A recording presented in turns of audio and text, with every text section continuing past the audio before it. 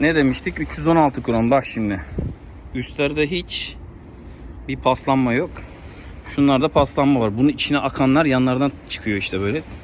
Bunun da sebebi işte bu 316 vida yaparsanız bunu, içindeki vidayı 304 bu vidalar. 316 vidalar çok yumuşak oluyor. Yüke gelmiyor. Yüke gelmediği için bunları 304 kalite yapıyorlar. Mecbur bu. Yani mutlaka daha kalitesi şey vardır da yani bunlar da sonuçta 5 metre tekneler.